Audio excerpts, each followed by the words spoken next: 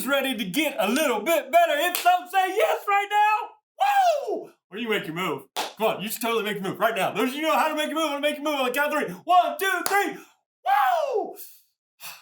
I love what I do. I love bringing value to you guys. So this is a video. I gave you part 1 probably last week, but I'm giving you part 2 on journaling because last week I talked to you about why should I journal, and I gave you 4 points about that.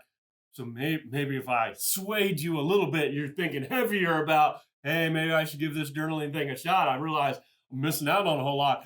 So I get you over to this other side. Now you're asking the question of, but how do I journal? Oh my goodness. Because again, I talk about journaling much more than I should because I've been doing it for 15 years. Listen, like this right here. This is my life, people, right here. That's just like one stack. I mean, I got journals over here.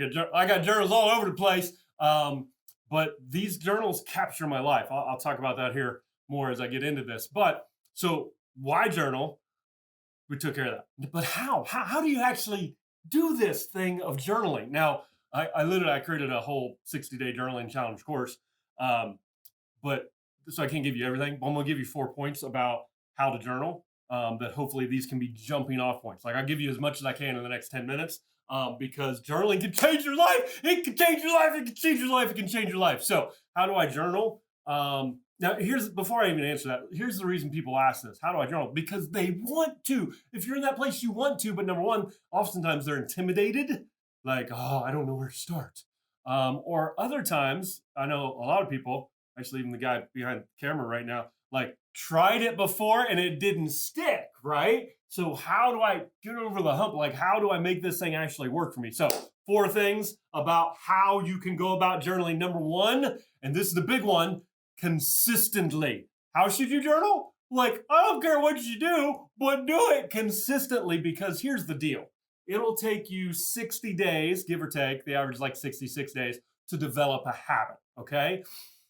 If you commit and say, I'm going to journal consistently, then your chances of turning it into a habit are much higher.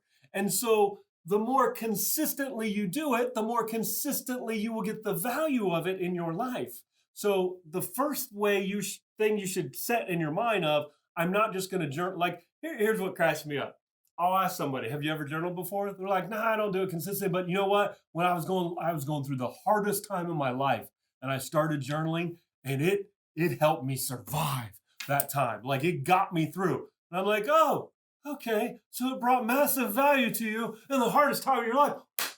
Well, what if you just did that on a daily basis instead of doing it in crisis? It's like marriage counseling. People don't come for me for marriage counseling or coaching when they're in good times. They wait until a crisis and then they get what they need from that environment. But listen, journaling has power to change your life on a daily basis, but you have to decide to do it on a consistent basis. All right. So the first thing you should do is say, you know what, I'm going to do it consistently. Like if you're going to start today or tomorrow, like go out and buy yourself a journal this weekend. Listen, this is where I started. So it don't matter if it's a little notebook you got leftover pages in, or if it's something like this or what, it doesn't matter. Like just the fact that you're going to do it consistently, you should type right now in the comments, consistency. Consistency is the key. And so commit to do that. Number 2, how should you journal? You should do it organically. Now, there might be some disagreements on this because a lot of people, they've got like, they got like 62 journals. They got one, this is my vision journal. And they got one, this is my business journal. They got one, this is my prayer journal. They got another one that this is my dreaming journal. And they got another one that this is like my diary. And they got all these different journals, right? And they try to like make this a specific thing here and this is a specific thing, this is a specific thing. Here's what I would encourage you.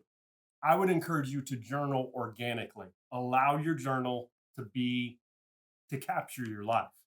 Allow it to be what it needs to be for you. That means that some days it's going to be, man, it's been a great weekend. We had a great holiday with the family, or I had a great date night, or man, it was a struggle this weekend. And so it's just going to be capturing what's happening in your life. Sometimes it's going to be, you know what I needed to be today? I needed to be a venting session because I'm ticked off. My boss did this, my spouse did this, like this person let me down, and I just need to vent and process and like get it out, right? You could probably tell by the way the words are written on entries that were that way for me of just venting and frustration, right? Sometimes it needs to be a dreaming session. Like, oh my gosh, I got this idea. It's going to change the world. I'm going to make an impact. I'm going to make millions of dollars. Like, so what am I saying? It's organic. It doesn't have to be the same thing every single time when you pick this up. Let it be what it needs to be for you in that moment. And when you allow it to be that, so for me, my whole life converges here. My spiritual disciplines, my business. Now, it's not a to-do list. This is not a planner, okay? Don't let it be that.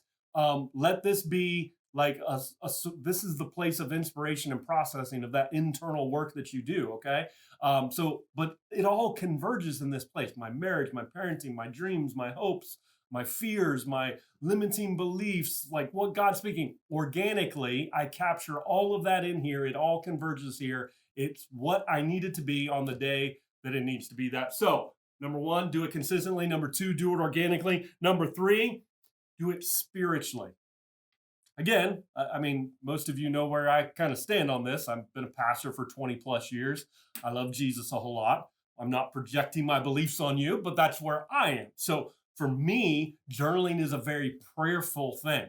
Journaling is okay, I'm going to turn aside and give God my undivided attention. And when I do that, I mean, I can tell you guys, like this journal and a pen, I can sit down anywhere. Like, I don't care if it's sitting in a fast food restaurant or on a park bench or in my car was the school line, the pickup line for my kid. It doesn't matter where I am. When I open this up, it's holy ground. Now, you might frame your spiritual belief differently, but your journal can become holy ground where you connect with the divine, where God speaks. This is where God does his best work on the inside of me. And I made it a practice so that when I pull this out, I expect God to speak. Now, sometimes he doesn't say what I want him to say. Sometimes he doesn't say how I want him to say. Sometimes he tells me stuff I really don't want to hear, but this is where God and I commune. We converse. I ask, I receive. Like, this is where that stuff happens for me. So when you journal, I would encourage you, don't allow it just to be in your head. Allow it to get in your heart and in your spirit, and allow it to be a spiritual exercise. Allow it to take you deep, not just the surface stuff, but into that deeper work. So, number one, consistent. Two, organic. Three, spiritually. And then number four, save the best for last.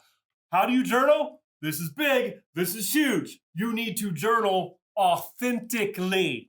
You need to journal authentically, because if you journal like you have, oh, look, man, I got my memoir. We're going to publish this and it's going to make me millions because my memoir is going to, like, if you journal like millions of people are going to be reading your journal, you're going to edit that sucker a whole lot. And it's not going to be raw. It's not going to be unfiltered. It's not going to be real, honest, and authentic. And if it's not, I would propose to you that you are going to waste your time with journaling. What makes journaling powerful for me is that it is real, honest, unfiltered, raw. This is the real me. That's why you're not reading my journal. That's why, like, even my wife, if she asked, I'd let her read stuff. But, like, she knows that's, like, the private, like, it's me, just being me. And I'll read stuff from it to her all the time. It's not like I'm hiding anything from her. But, like, literally the same way you go to a therapist and you sign that confidentiality waiver and, like, you know it's safe. Like, this is my safe place. Make your journal your safe place. And I will rebut the objection in your mind right now. Some of you are like, but somebody's going to pick it up and read it. Listen, I've been journaling for over 15 years. And never once, to my knowledge, has somebody picked up my journal, sat down, and started reading it. You know why? Because they got enough problems of their own. They don't need yours, okay? They really don't. And so here's the thing. Even if that did happen, if you're doing this thing right, raw, authentic, and real, it's going to lead them to growth. In my case, it should lead them to Jesus, because that's where this is about me becoming more like Jesus. This is why I journal.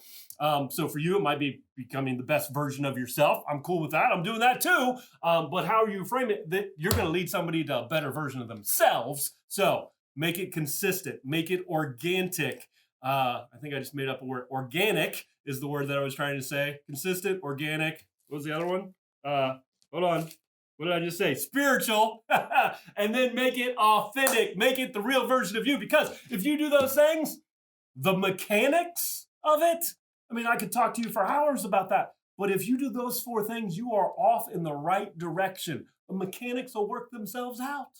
It'll work itself out, but get consistent, get organic, get spiritual, get raw and authentic. And I believe that journaling will and can change your life. I'm curious, which of those points, you need to comment right now, which of those points really kind of connected with you? Like you wouldn't have thought about that, or maybe that shifted your thinking about journaling.